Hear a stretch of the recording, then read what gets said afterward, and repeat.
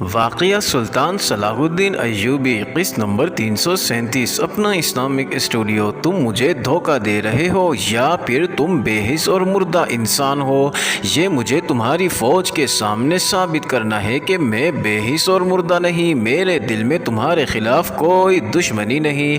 میں تمہارے ان بادشاہوں کا دشمن ہوں جو میرے وطن پر قبضہ کرنے آئے ہیں اور جو ہمارے قبلہ اول پر قابض ہو چکے ہیں۔ تمہیں غلط باتیں بتا کر بھڑکایا جا رہا ہے۔ ویرا نے کہا، تم کچھ نہ جاننے والے دیہاتی ہو۔ جسے تم قبلہ اول کہتے ہو وہ دراصل یہودیوں کا معبد ہے، وہ ہیکل سلیمانی ہے۔ صلاح الدین ایوبی اپنی سلطنت کو بہت دور تک پھیلانا چاہتا ہے۔ تم جیسے سیدھے سادے مسلمانوں کے مذہبی جذبات کو بھڑکانے کے لیے وہ کہہ رہا ہے کہ وہ قبلہ اول ہے اور وہ مسجد ہے۔ ہم اپنے خطیب کے سوا کسی کی بات نہیں سنا کرتے۔ تبریز نے کہا، تم سو جاؤ، میں تمہاری کوئی بات نہیں سنوں گا، مجھے نیند نہیں آئے گی۔ ویرا نے کہا، میں تم سے ڈرتی ہوں، باتیں کرتے رہو۔ تمہارا خطیب ہمس کا رہنے والا ہے یا کہیں باہر سے آیا ہے؟ ہمس کا رہنے والا ہے، تبریز نے جواب دیا اور اپنا کرتا پہن کر لیٹ گیا۔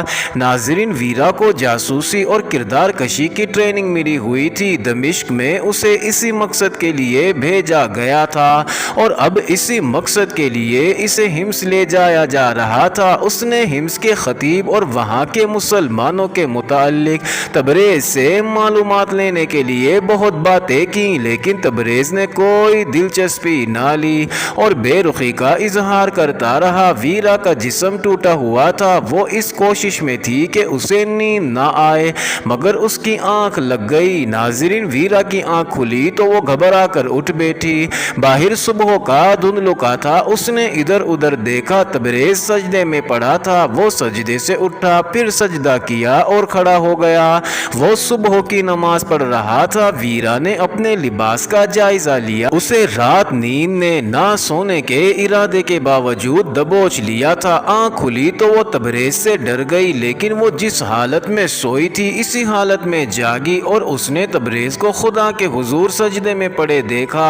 اسے وہ خواب سمجھنے لگی۔ مسلمان کے متعلق اس کی رائے یہ تھی کہ وحشی قوم ہے، لیکن تبریز جیسا تنومند جوان اس کی طرف توجہ ہی نہیں دے رہا تھا۔ جس لڑکی نے ناز و انداز سے سرکردہ مسلمانوں کو اپنے جال میں پھانس لیا تھا، اس کے لیے تبریز خواب کی دنیا کا ہی آدمی ہو سکتا تھا۔ ناظرین، ویرا پاک دامن نہیں تھی۔ بچپن سے اسے ابلیسیت کی تربیت دی گئی تھی۔ اس کے حسن اور جسم کی کشش کو جادو کا اثر بنانے کا خاص انتظام کیا گیا تھا۔ جوان ہونے تک بدی اس کی فطرت میں شامل ہو چکی تھی، مگر انسانی فطرت کا یہ خاصہ ہے کہ برسوں کی مسلسل عرق ریزی کے بغیر اس کی اصلیت بدل نہیں سکتی، اس پر بہروپ چڑھایا جا سکتا ہے۔ ناظرین، ویرا کو طغیانی نے جو پٹخنیاں دی تھی اور جس طرح موت کے منہ میں پھینکا تھا، اس سے اس کے جذبات اس پر غالب آ گئے۔ وہ طغیانی سے تو زندہ و سلامت نکل آئی تھی، مگر اس کی دہشت سے ابھی تک نہیں نکلی تھی۔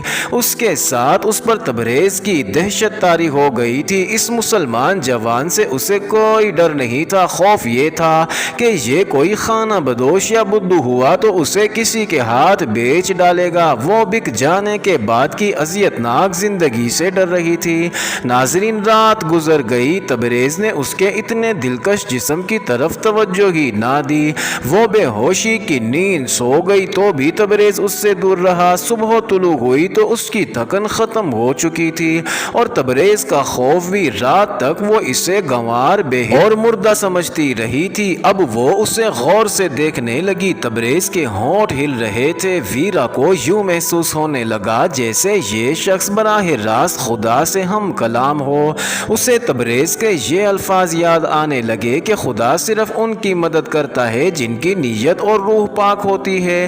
تب اسے خیال آیا کہ اس کی اپنی نیت پاک نہیں، وہ تبریز کی قوم کے لیے ایک حسین دھوکہ بنی ہوئی ہے۔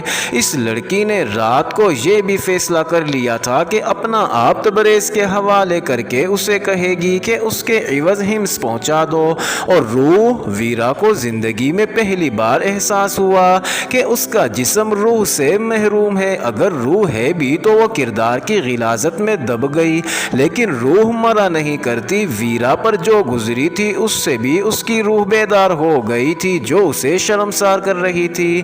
ناظرین، اسے تبریز کی شکل و صورت بدلی ہوئی نظر آنے لگی۔ اس کی نگاہ میں وہ فرشتہ بن گیا جو خدا سے ہم کلام تھا۔ لڑکی کے آنسو نکل آئے تھے۔ جوں جوں آنسو بہتے گئے اسے ایسے لگا جیسے اس کا وجود تبریز کے وجود میں سماتا جا رہا ہو۔ تبریز نے دعا کے لیے ہاتھ اٹھائے۔ وہ شاید بھول گیا تھا کہ اس گف میں کوئی اور بھی ہے یا کہ یہ لڑکی گہری نیند سوئی ہوئی ہے۔ اس نے بلند آواز سے کہا، خدائے عز و جل، مجھے گناہوں سے پاک دامن رکھنے کی ہمت عطا فرما۔ میری روح کو اتنی پاکیزگی عطا فرما کہ تیری اتنی خوبصورت امانت کو خیانت کے بغیر منزل تک پہنچا سکوں۔ تیرا یہ بندہ کمزور اور ناتواں ہے، مجھے شیطان کا مقابلہ کرنے کی ہمت اور جرأت عطا فرما۔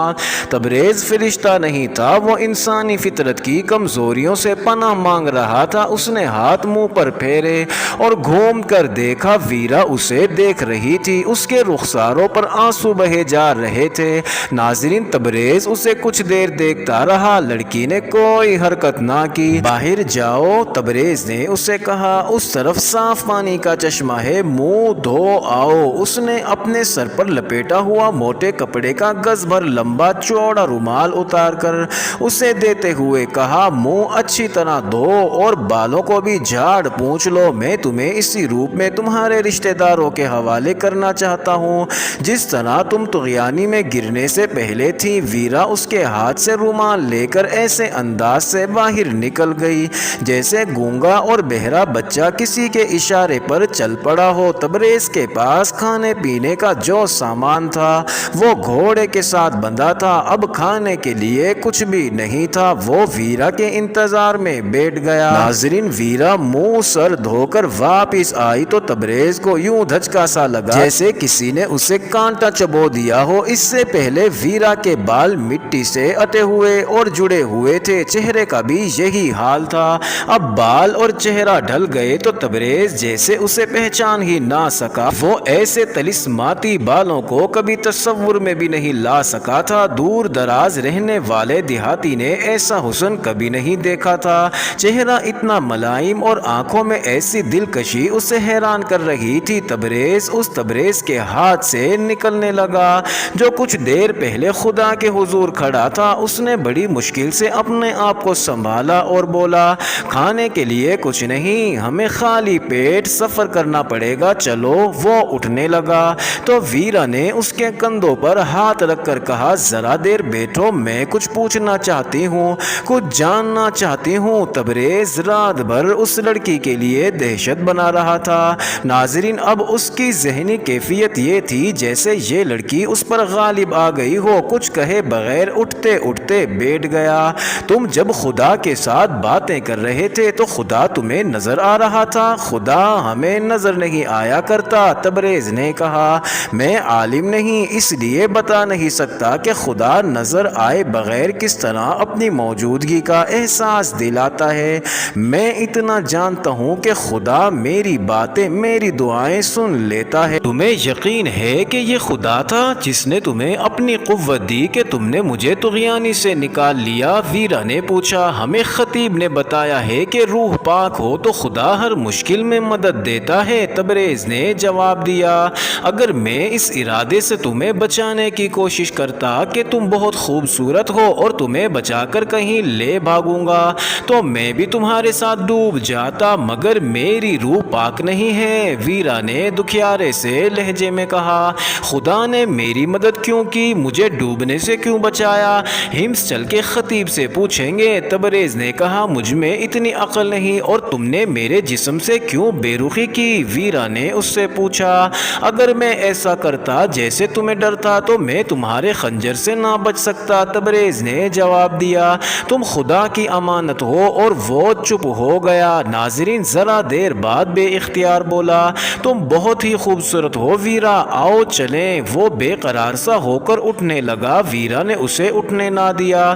ناظرین، تبریز نے کہا، مجھے اپنے قریب زیادہ دیر نہ بیٹھنے دو، مجھے اتنے سخت امتحان میں نہ ڈالو لڑکی، مجھے خدا کے حضور حضور سرخ رو ہونے دو، تمہیں اپنے خدا کی قسم، ویرا نے کہا مجھے بھی خدا کے حضور سرخ رو ہونے کے قابل بناؤ، تم اپنے جیسے انسانوں سے بہت اونچے ہو، تم خدا کے ایلچی ہو، تم رو کیوں رہی ہو؟ میں گناہ گار ہوں، ویرا نے جواب دیا خدا مجھ سے ناراض ہے، جب اونٹ نے مجھے طغیانی میں گرا دیا تھا تو بھی مجھے خدا یاد نہیں آیا تھا، میں سمجھتی تھی کہ جو کچھ ہے وہ جسم ہے اور مجھے اپنے جسم کو بچانا چاہیے، تم مجھے طغیانی سے نکال کر یہاں لے آئے تو بھی میرے سامنے یہی مسئلہ آ گیا کہ مجھے تم سے اپنا جسم بچانا ہے، اپنے جسم کو بچانے کے لیے ہی میں نے تمہیں قتل کرنے کی کوشش کی تھی مگر ناکام رہی، میں طغیانی سے بچ گئی، تم سے بھی بچ گئی، لیکن تمہاری عبادت اور دعا نے مجھے بتایا کہ مجھے بچانے والی قوت کوئی اور تھی، مجھے بتاؤ وہ قوت کیا ہے، کہاں ہے؟ یہ خدا کی قدرت ہے، تبریز نے جواب دیا، یہ روح کی پاکیزگی کا کرشمہ ہے، میری ساری زندگی ایک گناہ ہے، مجھے صاف لفظوں میں بتاؤ، تبریز نے پوچھا، تم رقاصہ ہو، امیروں وزیروں کے پاس رہتی ہو، میں نے سنا ہے کہ ایسی لڑکیاں بہت خوبصورت ہوتی ہیں، میں نے ایسی خوبصورت لڑکی کبھی نہیں دیکھی تھی۔ ناظرین، ویرا خاموش رہی، اس کی آنکھوں سے آنسو آ گئے، وہ سرک کر تبریز کے قریب ہو گئی، تبریز پرے سرک گیا، ویرا نے کہا مجھے ڈر آتا ہے، طغیانی کی دہشت مجھے ابھی تک ڈرا رہی ہے، مجھے اپنے قریب رکھو۔ نہیں، تبریز نے عجیب سی مسکراہٹ سے کہا، میرے اتنا قریب نہ آؤ، میں بھٹک جاؤں گا، دیکھ لیا میں کتنی گناہ گار ہوں، ویرا نے کہا تم اس لیے مجھ سے دور رہنا چاہتے ہو کہ بھٹک نہ جاؤ، میں نے بہت سے لوگوں کو گمراہ کیا ہے۔ اس نے دیکھ لیا کہ تبریز کے پاس مذہبی جذبات ہیں اور جذبہ بھی، لیکن اس کی سوچ میں گہرائی نہیں ہے، اگر اسے کسی سانچے میں ڈالا جائے تو ڈھل جائے گا۔ ویرا نے اس کے ساتھ کھل کر باتیں شروع کر دی، کہنے لگی اگر میں تمہیں کہوں کہ آؤ ہم ساری عمر کے سفر میں اکٹھے رہیں تو کیا جواب دو گے؟ تبریز نے اس کے چہرے کو دیکھا، ذرا سا مسکرایا اور سنجیدہ ہو گیا، بولا آؤ چلیں، سورج نکل آیا ہے، سفر مشکل ہو جائے گا۔ ویرا اپنی ذات میں ایک انقلاب محسوس کر رہی تھی جسے وہ اچھی طرح سمجھ نہ سکی، وہ اس کے ساتھ اٹھ کر چل پڑی، وہ راستے کو کم اور تبریز کو زیادہ دیکھ رہی تھی، گزشتہ رات وہ تبریز کو قتل کر کے حمص کو بھاگ جانے کی فکر میں تھی، لیکن وہ اب تیز چلنے سے گریز کر رہی تھی، وہ زیادہ سے زیادہ دیر تبریز کے ساتھ رہنے کی خواہش لیے ہوئی تھی۔ ناظرین، ایک بار اس نے تبریز کا ہاتھ پکڑ لیا اور کہا آہستہ چلو، ہمیں آہستہ نہیں چلنا چاہیے، تبریز نے کہا، ورنہ ایک اور رات آ جائے گی، آنے دو۔ ویرا نے کہا میں تیز نہیں چل سکتی، جہاں رہ جاؤ گی وہاں تمہیں اٹھا لوں گا، تبریز نے کہا، آہستہ نہ چلو۔ اپنا اسلامک اسٹوڈیو کے معزز ناظرین، اس واقعے کو یہیں چھوڑ کر اب چلتے ہیں دوسری جانب۔ سلطان صلاح الدین ایوبی کے بھائی العادل نے صلیبی بادشاہ بالڈون کو ہمات کے قلعے کے باہر بہت بڑی شکست دی تھی، جس سے بوکھلا کر بالڈون کی فوج بکھر کر پسپا ہوئی تھی۔ اس مارکے کی تفصیل سنائی جا چکی ہے۔ اس صلیبی بادشاہ نے بڑی مشکل سے اپنی بکھری ہوئی فوج کو یکجا کیا تھا، تب اسے اندازہ ہوا تھا کہ اس کا کتنا جانی نقصان ہوا ہے۔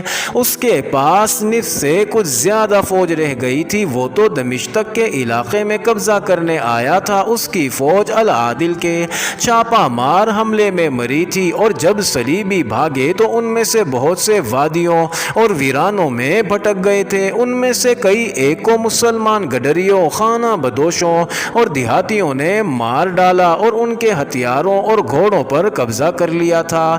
ناظرین، جب بالڈون نے بچی کچی فوج کو ہمات سے دور ایک جگہ جمع کر لیا تو اسے بتایا گیا کہ فوج کے وہ سپاہی اور عہدیدار جو اکیلے اکیلے آ رہے تھے مسلمان کے ہاتھوں قتل ہو گئے ہیں۔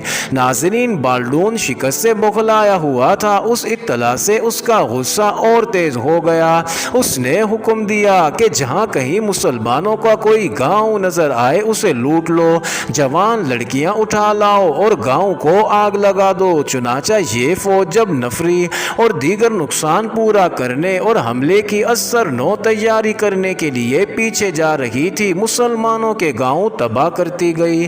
ناظرین، اب یہ فوج ہم سے 6-7 میل دور خیمہ زن تھی۔